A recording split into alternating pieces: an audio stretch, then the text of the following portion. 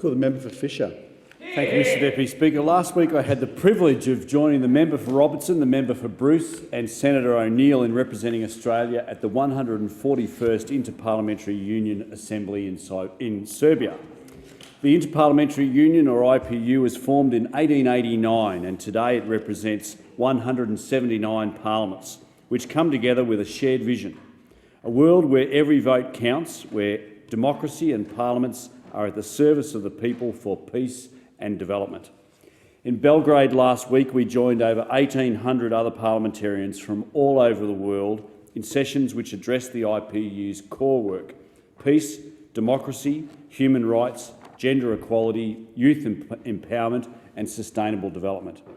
I was honoured to have the chance to address delegates concerning Australia's leading contribution to abolish all forms of chemical weapons.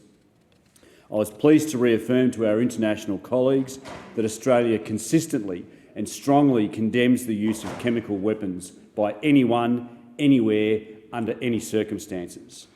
I can report to the House that the 141st IPU Assembly adopted an important resolution.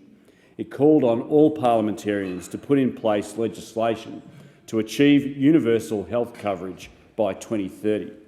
This supports the political declaration adopted at the 74th session of the United Nations General Assembly high-level meeting in September.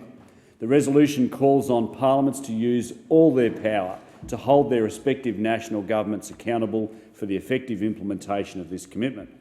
It calls on them to monitor the impact of universal health coverage policies and programs and to establish parliamentary mechanisms to measure progress on achieving access to health care for all by 2030. We are, of course, Mr Deputy Speaker, very fortunate in Australia to already boast one of the world's finest universal healthcare systems. Many nations cannot say the same. Indeed, having listened to the many challenges faced by peoples all over the world, I was reminded forcibly that once again that Australia is truly the most magnificent country in the world. No war, no endemic corruption, universal health care, generous social security, a strong defence force, a stable democracy, relative safety and freedom for all, including our elected representatives, a national budget back in the black, respect for the rule of law and a beautiful environment. Deputy Speaker, we have a lot to be thankful for in this country. We should all be encouraged and reassured.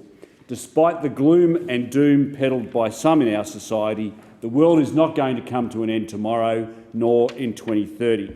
Australia is forging ahead, and I am very, very proud to be part of a government that is doing just that. I call the